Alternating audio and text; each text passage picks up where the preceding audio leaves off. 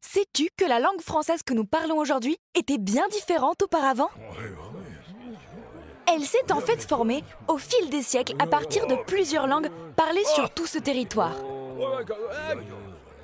Beaucoup de mots français proviennent également des langues parlées par les peuples voisins que côtoyaient nos ancêtres. Si tu connais bien les aventures d'Astérix et Obélix, tu sais peut-être que nos irréductibles Gaulois parlent une langue celte, le gaulois. Ce langage très ancien nous a laissé quelques mots courants. Camisia, Caros, Multon. Mais à l'époque, la langue celte s'écrit rarement. Et nous n'avons gardé que quelques mots de cette culture orale. Brio, Nanto, Wallo. En effet, au 1er siècle avant Jésus-Christ, les Romains envahissent la Gaule. Lam, Giocare, Ils apportent naturellement leur langue, le latin, avec eux.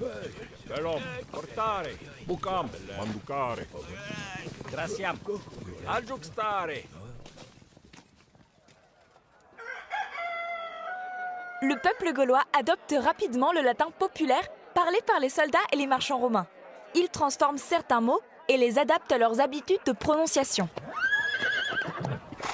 Cabalum. Hein? Cabalos? Cabalum. Ah, Cabalum. Cabalum. Cabalum. Cabalum. Cabalum. Cabalum. Certains Gaulois cultivés étudient le latin classique qui est parlé et écrit par les Romains érudits. Ecus. La plupart des mots français que tu connais aujourd'hui proviennent de ces deux types de latin.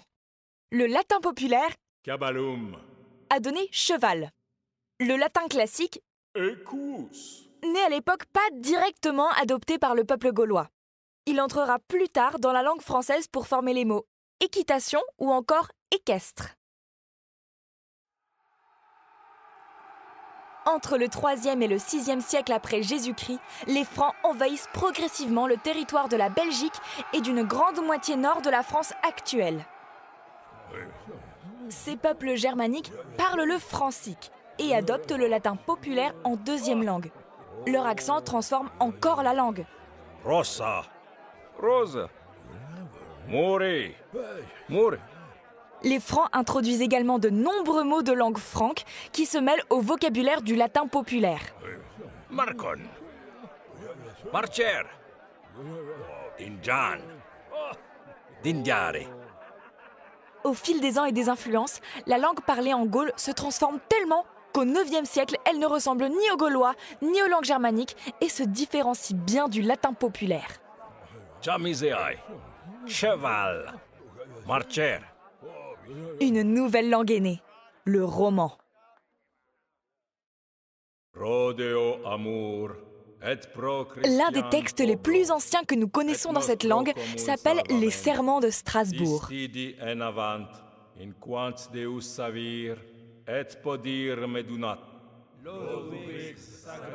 C'est une promesse faite en 842 entre deux des petits-fils de Charlemagne et leurs soldats.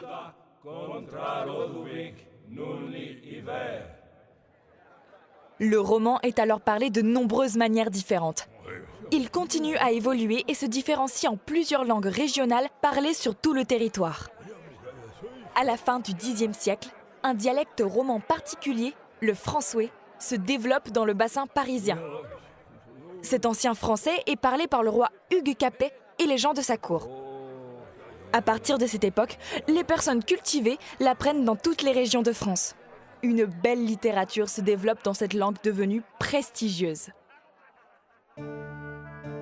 Au XVIe siècle, c'est le début de la Renaissance en France et de l'explosion des savoirs. Les sciences sont en plein essor. Nos savants ont besoin de vocabulaire pour décrire leurs nouvelles disciplines.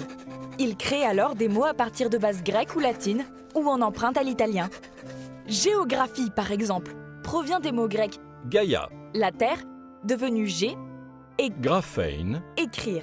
La géographie est donc la science qui a pour objet de décrire la Terre.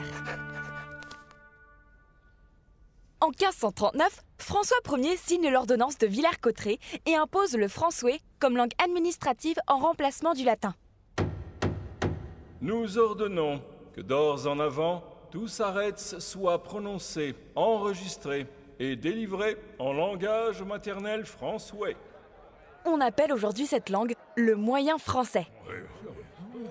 Mais de nombreuses langues régionales sont toujours utilisées. Elles continuent à enrichir et à modifier le français. Au fil des siècles d'ailleurs, beaucoup d'autres langues ont fait de même. Au XIe siècle, les Flamands et les Vikings nous apportent quelques mots. Bouquin. Bouquin. Vogue. Vague. Au XIe et XIIe siècle, nos savants apprennent beaucoup des Arabes dans les domaines scientifiques. Chiffre. Chiffre. Au XVIe siècle, les Italiens nous apportent beaucoup de vocabulaire militaire. Alarme. Alarme. Au XVIIe, la mode est plutôt au mot espagnol. Camarada. Camarade. En 1635, Richelieu, Premier ministre de Louis XIII, fonde l'Académie française pour fixer la langue et l'unifier. Aujourd'hui, on appelle la langue de cette époque le français classique. C'est l'âge d'or des dictionnaires, des grammaires françaises et des ouvrages sur la langue.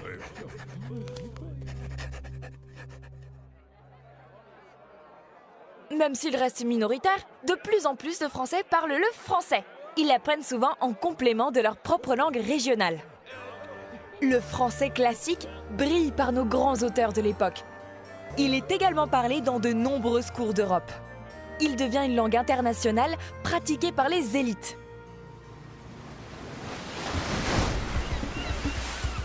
À la même période, le français se répand dans les pays colonisés par la France. Dans ces colonies esclavagistes, les peuples autochtones la prononcent à leur manière et la modifient. Ils créent les différents créoles. Bonjour. Ça vous fait? Pas de problème. Mais si.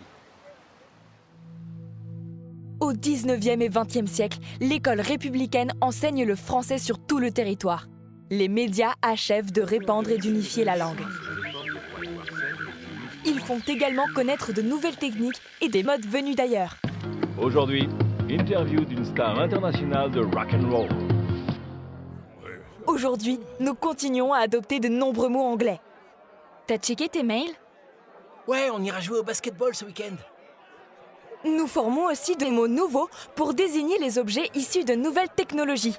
Logiciel, mégaoctet. Eux aussi proviennent d'ailleurs du latin et du grec ancien. Tous les jours, les jeunes générations jouent avec les langues, renversent les syllabes et donnent de nouveaux sens aux mots. On a fait une teuf chambée avec un club là. Il a même liké ma teuf. Tu vois, le français est et a toujours été une langue bien vivante.